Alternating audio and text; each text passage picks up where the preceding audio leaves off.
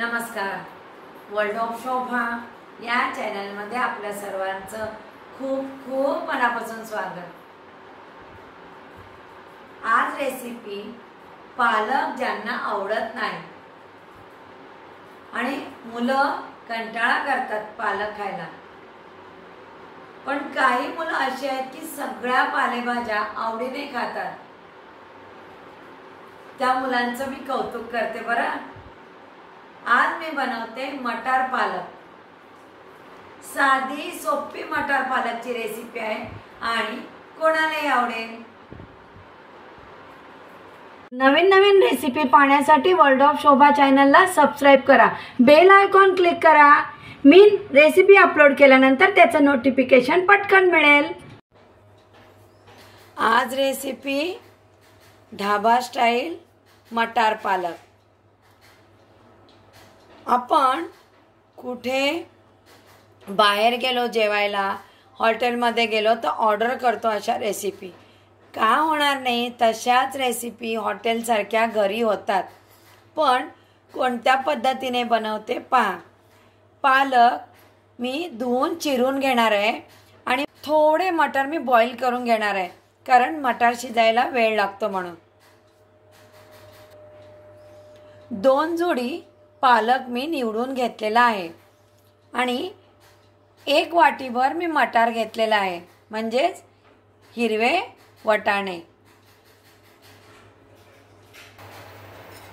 Pan घेतले. पॅनमध्ये मी या चमच्याने 2 चमचे तेल गरम करून घेते. पाव चमचा जिरं, अर्धा चमचा चिरलेला लसूण. वेगळ्या पद्धतीने रेसिपी बनवते, प्लीज रेसिपी स्किप न करता पहा. या रेसिपीमध्ये थोडा लसणाचा वापर जास्त असतो. चिरलेला पालक,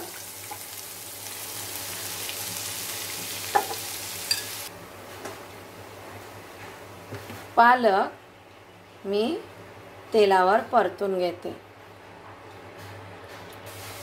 पालक परतताना त्यावर झाकण ठेवणार नाही. झाकण ठेवल्यानंतर खूप पाणी सुटेल त्या पालकाला, म्हणून. पालक व्यवस्थित परतून झालेला आहे. आता हा पालक परतलेला मी बाजूला ठेवते. ग्रेव्हीसाठी वाटण करते. मी भाजलेल्या शेंगदाण्याचा कूट घेतलेला आहे. भाजलेले शेंगदाणे घेतले तरी चालतील. 2 चमचे. 1 चमचा भाजलेले तीळ. 1 चमचा भाजलेलं बेसन. सुक्या खोबऱ्याचा किस भाजलेला आहे, म्हणजे खोबरं वाटून त्याची पावडर बनवलेली आहे. सुक्या खोबऱ्याची पावडर वाटलेली. ग्रेव्हीसाठी हे मी वाटण तयार करते आणि 2 टोमॅटो मोठे बिया काढून घेतलेले आहेत, त्याची मी प्युरी करून घेते. ग्रेव्ही बनवते.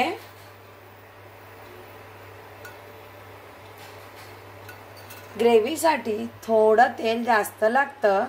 तेलाचं प्रमाण या चमच्याने 5 चमचे मी तेल घेतलंय. तेल गरम झालं. अर्धा चमचा जिरं, 2 स्लीट केलेल्या हिरव्या मिरच्या, 1 चमचा बारीक चिरलेला लसूण. लसूण व्यवस्थित तेलामध्ये परतून घेते. ही रेसिपी खूप छान होते. मटार आणि पालक दोन्हीचं कॉम्बिनेशन आहे. ही भाजी खूप छान होते. टोमॅटोची प्युरी.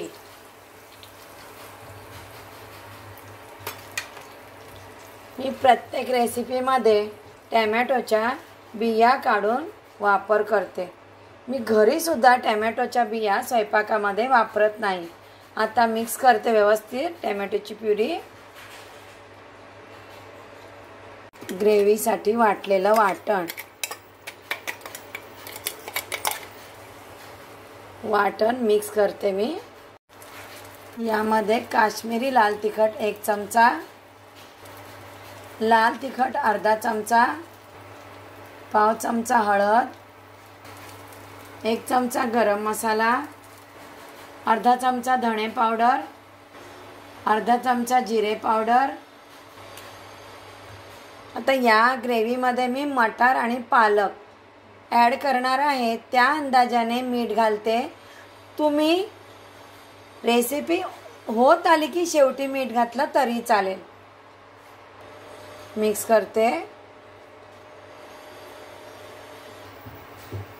मसाले मी व्यवस्थित आता परतून घेतलेले आहेत। बॉईल केलेले मटार यामध्ये घालते। मटार शिजायला थोडा वेळ लागतो म्हणून मी ते थोडे बॉईल करून घेतलेत, म्हणजे ग्रेव्हीमध्ये पटकन शिजतील। 2 मिनिटं मी झाकण ठेवते। पहा,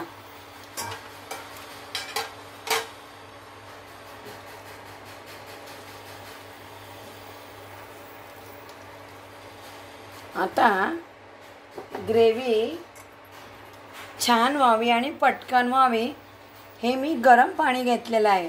आता मटार थोडे शिजलेले आहेत, मी पाऊण वाटी पाणी यामध्ये ॲड केलं आहे। जास्त तुम्हाला ग्रेव्ही घट्ट हवी असेल तर पाणी जास्त वापरू नका। गरम पाणी घातल्यामुळे ग्रेव्ही खूप छान होते। ठेवलेलेच आहेत मटार, बॉईल केलेले आहेत, जास्त वेळ लागणार नाही। आता यावर मी झाकण ठेवते। ग्रेव्हीला छान उकळी आलेली आहे। आता हा परतलेला पालक त्यामध्ये मी ॲड करते। पालक तेलावर परतलेला आहे म्हणून यावर मी फक्त 2 मिनिटांसाठी झाकण ठेवते, म्हणजे पालक आता मी ग्रेव्हीमध्ये घातलेला आहे, पालकाला सुद्धा मसाल्यांची टेस्ट येईल। पाहूया किती ग्रेव्ही घट्ट हवी। आता आपण धाबा स्टाईल म्हटल्यानंतर ग्रेव्ही थोडी घट्टच असायला हवी। आता ही भाजी आपली तयार झालेली आहे। त्याला एक हॉटेल स्टाईल ग्रेव्ही म्हणू शकता, धाबा स्टाईल त्याला तुम्ही भाजी म्हणू शकता। आता मी ही भाजी तयार झालेली ना, त्यावर मी एक फोडणी करून त्यावर मी फोडणी घालणार आहे। आता भाजीला ना वरून फोडणी द्यायची आहे, त्याच्यासाठी मी तूप वापरते। बरं, तूप इतकं सुंदर लागतं ना, आता त्या भाजीमध्ये तुपाची टेस्ट खूप छान लागणार आहे। 1 चमचा तूप गरम करून घेते, अर्धा चमचा जिरं, पाव चमचा चिरलेला लसूण, अर्धा चमचा पांढरे तीळ फोडणीत परतून घेते। तुपाची अशी जर फोडणी दिली ना, खूप छान लागते बरं भाजी। गरम गरम फोडणी भाजीवर,